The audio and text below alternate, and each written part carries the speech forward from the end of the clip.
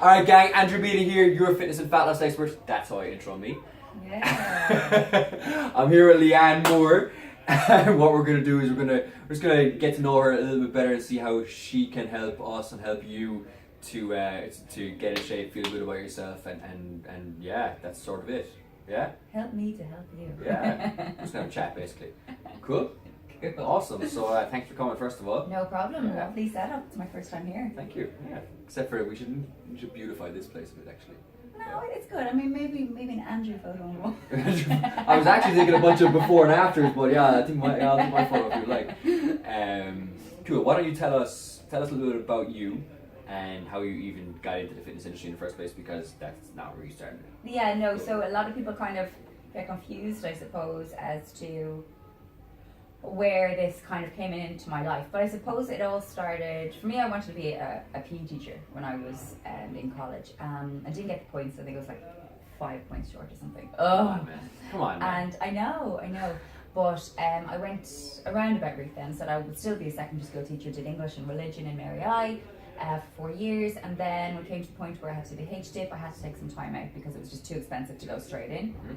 So I took some time out, worked to try to get some money together, and that's when the thing that most people kind of reflect back to, Eurostar, happened. That was back in 2008. Oh yeah, I remember that. Lifetime ago now, like literally, I was only in my early as a baby. What, 2008? I was 22. Holy crap, so that's a young. long time ago. I was 23. Yeah, so that was then, and then after all that, I realised that the whole world of media and entertainment and all that world, it could be blended, and I liked it, and so I decided to do my HDIP in journalism and broadcast media in Griffith in Dublin. Worked in that for 6-7 years. A little bit of a Dublin twang as well. A little bit. When I look back at myself back then, I have a real like home country lovely accent, and then I blame David, my other half, because he's got a Dublin accent, or relatively Dublin. He's from Wicklow, so I don't know how he's Dublin what's going on here? But I blame him because I live with him every day. I actually blame my musical ear. I pick up the sounds, that's what it is. Okay, cool. But my family are not impressed. They always say, "Oh, go back out and come home with your own accent." So I apologise for that. But yeah, so I did that, and then that work just naturally slowed down. I think it's been the presence of online media, social media. The people aren't watching TV, they're not reading newspapers. No attention I don't there. remember the last time I bought a newspaper. Never in my life. So that world just started to die down. I wish somebody had told me before I went into it that the whole world would be online in the next 5 years. Just forget about it. So I was just, being brutally honest, it was too hard to pay my bills. So I just decided I needed to go back and retrain. I had done my fitness instructor course, so I decided to go on and do my PT and just brush up on it. I should say that my other half owns a gym, and he is a personal trainer himself. He has been in this industry for 12-13 years. So I was immersed in it anyway, from going out to the gym every evening. It was on a reality TV show. Might have been. Reality TV show. I can't. We do not speak of that. Yeah, cool. Let's move on. But yeah, so I was just immersed in the whole world. So it just came naturally, and it then just started to take off on its own, and I loved it. And I had been training anyway and going to the gym and being a gym person since I was in Mary I. I used to travel out to UL because we'd have free membership in UL because we were actually UL students, even though we were on Mary Oh, I never got it. Really? Yeah. Maybe that was back then. Actually, you know what? You're dead right, because I think it was our second last year they took it out. Yeah. I would like 3 years. We had really 30? I'm 32. Oh man. Old. Cut that bit out. Hot for 32, isn't she? I'm really old. So yeah, that was like that long ago that I would have been going. But I used to cycle out to UL, do a session, a weight session, cycle back in. I lived in Grove Island in the student village, Corbally, and then walk to Mary I from Grove Island, and then walk back down to Grove Island to come home after college, and then walk to Spar, which is now Hook and Ladder on the Berkeley Road. Yeah. It used to be a Spar shop, and I worked there, and that's what I did every single day. I literally was up from 6 a.m. and I used to finish work at 11 p.m. and that was my days. I loved the gym. I loved being fit and active, and so it was always in it. But I suppose I never realised it was a job till a couple of years ago. You never realized you could actually do something with it? Yeah, it would be. And you know what the funniest thing is, that I was always kind of incomplete when I was doing everything I was doing. Like, I love singing, but I don't want to be a full-time singer. Yeah. That's just, I'm a homebird. I don't want to be out gigging, traveling countries or doing what, like, just saying I would be that lucky to be able to do that. I don't want to do that. I'm a homebird. I like to be around my family. I get anxiety if I'm away for too long. I'm crazy like that. So so that wasn't going to be my life. I liked the entertainment world, but again, it was like you couldn't go anywhere. You had no control. You were waiting for someone else to give you a job. And suddenly then when I started in this industry, I was like, you know, when you just kind of something clicks and you're going, this is what I'm meant to do. I have no questions, I have no fears, I have no doubts.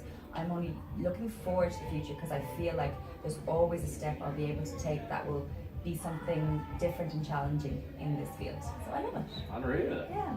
So if you take, okay, cool. So let's take a regular person. By a regular person, I mean like a stay-at-home mom or a mom who works 9 to 5. She's got like 6 kids. She's the oldest school. 6 kids? Yeah. I'm exaggerating. 2 kids.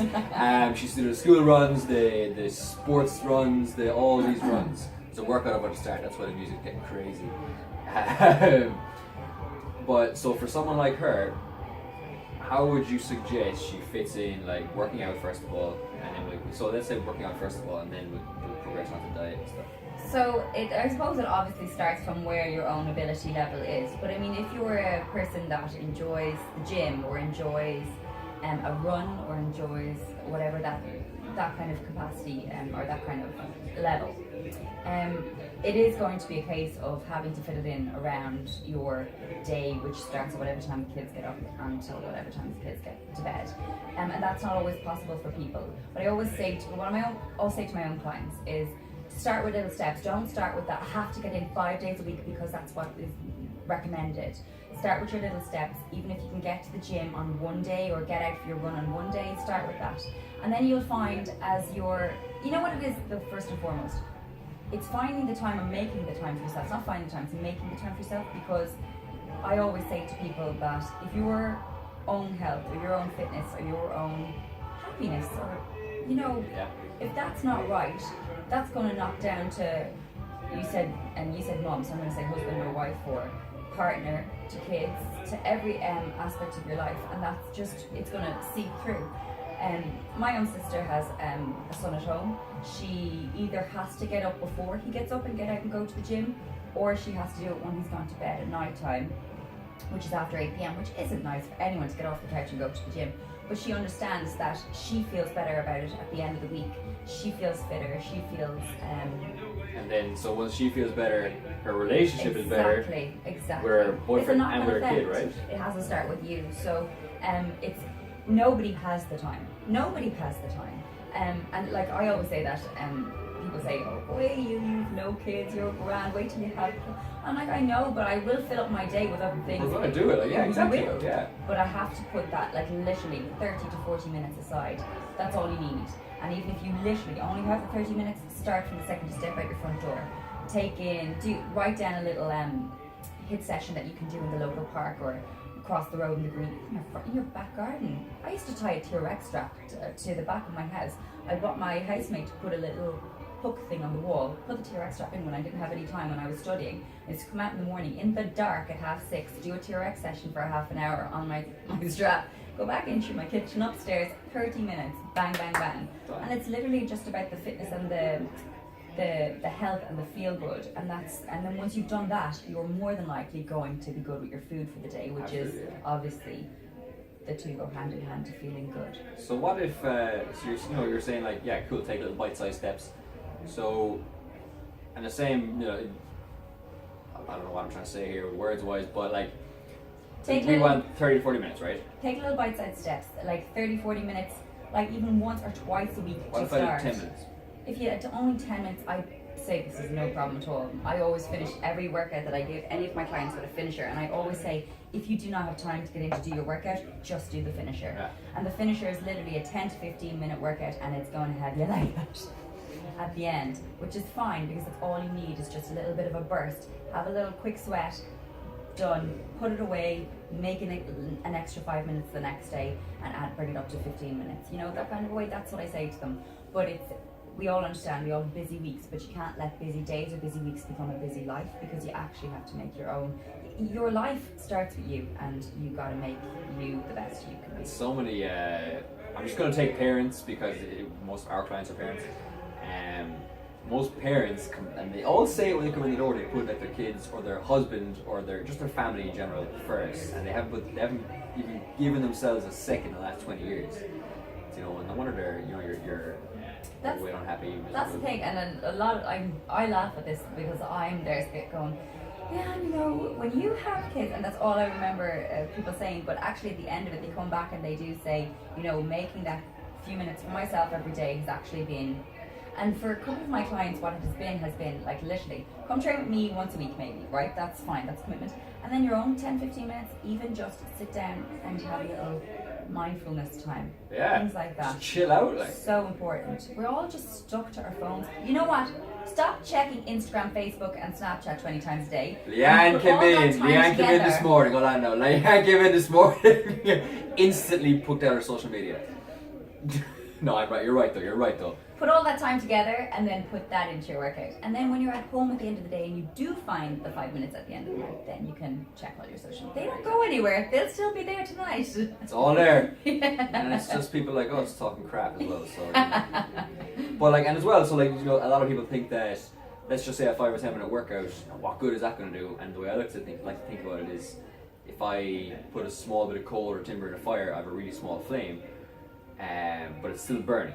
Mm-hmm. Okay, so it's still, you know, it's still burning fuel, it's still burning. If you think of your body that way, if you put a small bit of energy into it, it's going to burn some calories, it's going to burn some fat. Do you know what I found though as well? For me, as I was kind of like, because I wasn't always working in this industry, so finding the time to be in the gym was something I had to, or making the time was something I had to do.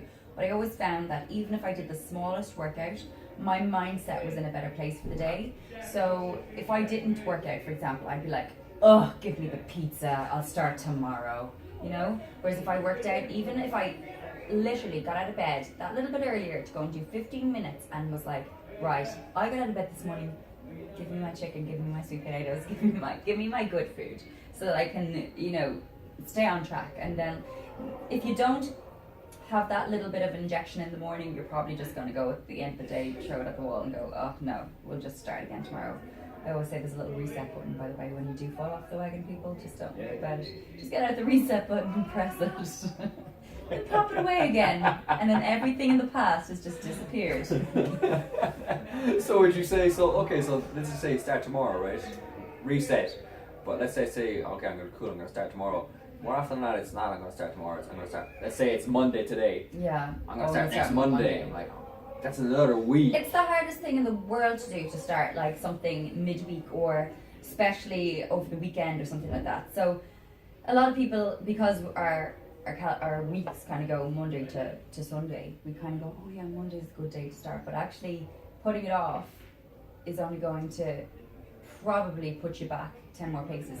Chances are when it gets to Monday you'll go, I'm so busy today, so maybe I'll just start next week, because, you know, then I'd have to start on Tuesday. That just doesn't work. So no, just start today, and then allow yourself wiggle room to be able to feel your way into a new plan or a new program, and to be able to figure out how it works in for your lifestyle.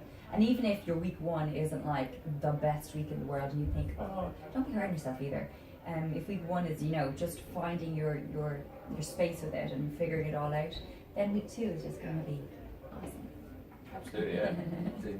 because you, even on week one, even though it was crap, or you think it was crap, you still committed to yourself. I'm going to commit to getting, for example, to the gym. Or I agree with you 100%. So then, how would you? I was actually just told yesterday. I was telling a friend that you're coming in today, and she said that does your boyfriend make all your meals? Does he? No, Dave loves to cook. And we have this thing in our house, the person that's home first has to cook the evening meal. So for the past 2 weeks, Dave has been home first every evening. We others just have had really late clients for the past 2 weeks. I don't know why that happened.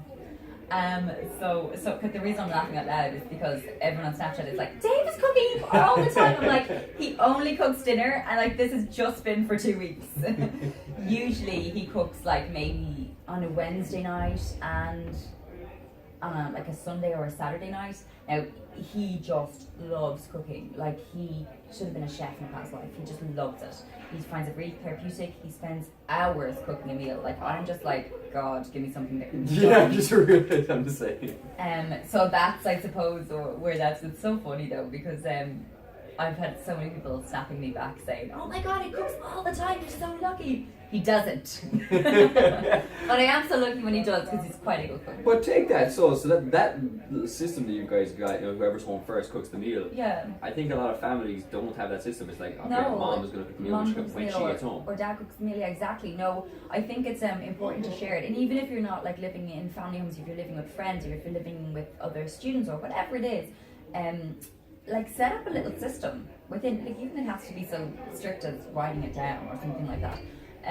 But just set up a little system where the pressure's not always on the one person, and then you're not going to always have the same thing every evening, which gives you variety straight away. But also, because the one person doesn't have to take the load all the time, they want to like experiment with different recipes, and they want to try out new healthy options and things, or they want to just impress because the last dinner was epic. Yeah, you got it. Yeah, this little Oh battle. my God. So like that really helps in our house. Like I can't even tell you, we don't finish work some nights till 10. I wouldn't get home from, it's a good commute from one of the gyms that I work in, so I wouldn't get home till nearly 11 o'clock, and I'd be sitting down having dinner at that time, and I'm very grateful that it's there and ready for me, that I don't have to have it. I can't do the Tupperware thing. I can do it like for my lunch, but I can't go home and eat the Tupperware thing. I want dinner in the evening. I can do the Tupperware thing. By the way, I don't think that you can eat too late if you're needing to eat your calories. So a lot of people say, you eat dinner at 11? Like, yeah. When else am I going to eat exactly, it? like your total calories for the day anyway are low, right? It doesn't matter. Exactly. It's across the full day, so Yeah. don't get caught up on the time. Some people, I actually had clients tell me, well, I didn't eat dinner because I was home too late. What?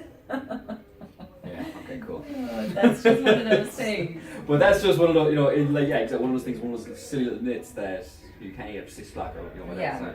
Yeah. So many myths that go around, but I think what people don't understand, not myths, do you know what it is? I think what people don't understand is that they're taking bits of certain regimes that are to suit a certain individual and tying it into there and taking them all. So they're like low fat, low carbs, no carbs after this time. No eating after this time. I'm like, that's about 10 different food. Now you've got nothing. There's nothing there now. You're. Good luck with your water and ice. So how would you then? So you're obviously you're in good shape. You look good. So you're welcome. How there's no way. Maybe there is a way, but you get cravings. Am I right? Oh yeah, goodness, yeah. No, but I have to say though, as if I eat bad food, I crave more bad food, and that's just, I think it's just the way that the body reacts to it. It's like the way foods are made these days, there's an awful lot of things that appeal to you in terms of that can cause cravings, like sugar makes you want more sugar, and things like that. I can't tell you which one I'm going to go for. Normally I either want pizza or I want ice cream and pick a mix. It's like one or the other. But I always try at least to limit that to like one meal in the week. I'm not so let's just say overly strict on my food. Let's say you have a long day. Yeah. Okay. And for whatever reason, they have to cook dinner. Yeah.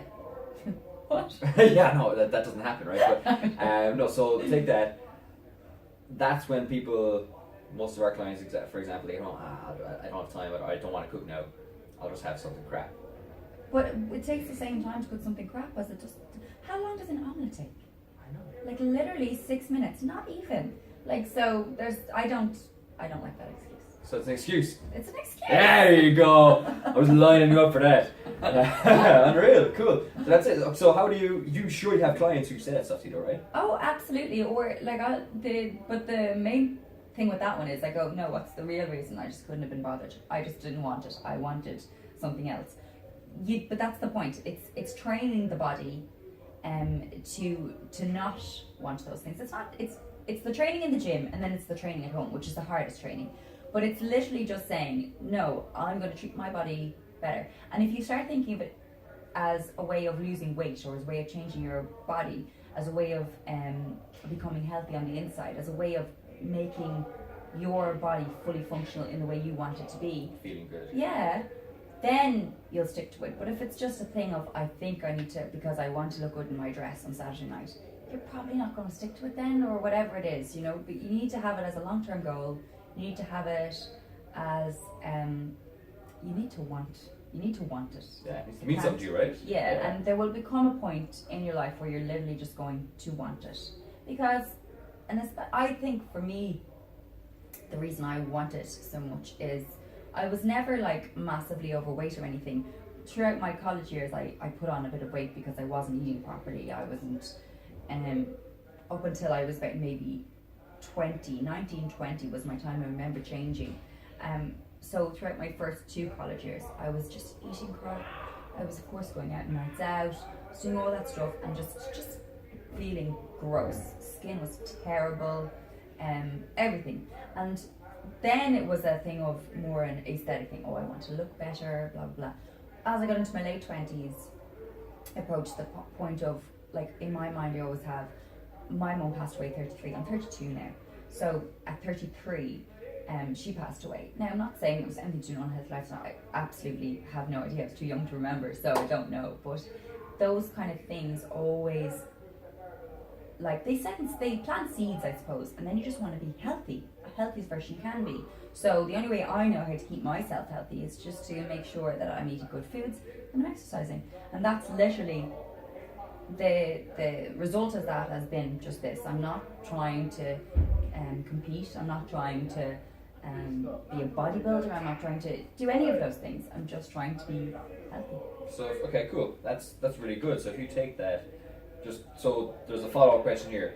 First question is, has there been periods, aside from in college, where, you know, you went through a period of eating junk consistently? But it has never lasted like a period of time so much, but there has definitely been times. And there was particularly a time when I moved to Dublin first, where I was just really unhappy, and I would have had like that emotional eating. I totally understand when people say that, because I get it. Like, it's not like you're going, I'm so sad, give me ice cream. It's not like that. It's much deeper, and it's really upsetting actually. It's really like, you can't shake it. It's a whirlwind, right? You wake up the next day and you're like, right, and that's it, it's behind me, I'm done. And before you know it, you're just back into that spiral again. That day, you might make it through the whole day on like juicing and salads and like, and then you come to the evening time and you're like, no. Because it's just, you have to, it's one of those things that people say, how did you break that cycle? And it was literally about changing up here before I could change anything else. It's your mindset, and because looking after your body is all good and fine, looking after the inside, looking after outside, you have to look after up here too. I think that's not one. Oh yeah. That's going to carry over. But you know, it's only kind of coming in now, isn't it? Like, people are only realizing that up here controls everything else. So it's mad. But in saying that, like, I wouldn't have like a full spirals anymore like I did, because I've learned to be content with who I am. But I do have weekends, certainly, where like I'll go home to Limerick, for example. I go to my sister's house and we'll have a meal there, and we'll go to my aunt's house and visit them. We might go out for dinner, and certainly I'll have like 2, 3, and I'm not shy about admitting that. I put it all on my Snapchat. But like, so you, yeah, I know, right? Yesterday was the only day I could walk into a supermarket and happily buy junk food without people judging me on Halloween. But so go back to like the emotional eating stage, right? Did you notice, and maybe you didn't, that your work productivity or your mental clarity and your everything just was like, rather than being up here at a good level, it was down here because of the food, right? Because of absolutely everything put together, but the food just does not help. It just puts you in, you feel sluggish, it affects everything. It just affects every single system you can. I've read so many books now as well on different athletes and different doctors' opinions and things like that, about how different foods can affect every system in the body, that you would be like, no way does the bread affect that. And you're like, no, wow, it actually does, and it's been scientifically proven to affect that. But that's why I think, like, it's so important. I'm about to dance. Yeah. That's why I think it's so important to have. But I don't want to like bombard people with the information like, oh, this is why you shouldn't eat this and this is why you should eat that. It's more like find what you like, what you'll stick to. Find the healthiest versions of the food that you like, that you'll stick to. And you know, add a treat in for good measure because that will keep you on track. Let's Your go! food shouldn't be a chore or a job. You should enjoy it. If you're not enjoying it, like, find something you do enjoy. That's very, very simple. If you don't enjoy eating fruit, make a smoothie and add in some nice ingredients that you do enjoy. Peanut butter. Not the jar though. You know, like, get ways of getting your nutrients into you in a different way that you're liking. There's no point in telling a person who doesn't like lettuce and tomatoes and onions to sit down and have a salad because, like, that's just torturing yourself every day. So let's say I do, right? So let's say New Year's comes around, great time for business. But let's just say New Year's rolls around and you get like hundreds of people coming to your door. Cool, where's my diet plan? We don't give diet plans, right? But we don't give like sets. Yeah. Do this, this, and this, right? Neither do Because I. if you do, you feel like right away, okay, I'm on a diet now. And Yeah. like, yeah, it's gonna last for 2 or 3 weeks. But Exactly. and then you're gonna stop your New Year's resolution. And you wonder why, you know, okay, next year I'm starting again, next year I'm starting again, next year I'm starting again. Yeah. You know, so you felt like you're on a diet from the very, very beginning. So yeah, you're dead right, get something that work for you. Yeah, I don't give diet plans. What I do with my clients is I give a manual that I've made up myself, Like a and then template, right? Yeah. and I say now make the best choices you can in week 1, and they come back with their food log at the end of week 1, and we make some adjustments, and we give some if they like really need loads of work, we do like 3 small steps this week, 3 small steps next week, 3 small steps the week after. If they're kind of adopted it straight off the bat, then I need to be finicky and go through it and be like, okay, well, this might be better here. But the first thing I always say we aim for is consistency. Like, let's not jump into macros, people. Like, just be consistent for 7 days. Then let's make it 14. And I always allow a treat meal. My thing is, don't like be saying I can't have. The girls are going out if you want to go out with your partner for dinner, if you're whatever it is, you want to sit in and watch the X Factor with pizza. Do that and plan it and enjoy it and don't feel guilty because you've worked all week really, really hard, and it's not going to undo what you've done if you keep it to that meal. Like, what my biggest thing is, people go off the track kind of Friday lunchtime and come back on it Monday morning. Monday morning, yeah, that's 3 days of, that's a complete, crazy amount of time of your week. So yeah, so I always give the food manual, make what you will of it, choose the foods you like, start eating the foods you like, let's aim for consistency. That's my first kind of protocol with clients. Awesome. What about if I have, I'm gonna bring it up, yeah, so with a girl, a lady yesterday I was talking to her, and so we're starting a new challenge right now, so Super Dad Challenge, a Little Black Dress Challenge. And she said she's super committed for it, she's into it, great, and always struggling with her weight.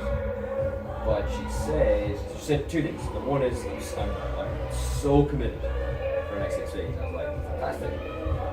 Then she says, until her goal as well. And then she said, but I'm not going to do it. So like, yeah, she's not going to be able to do it. Not be able to get them like, her goal was like size 18 to size 16 for Christmas. Of course she can do that. But right away, what she did was, and I said it to her face, so I hope you don't mind me talking about it,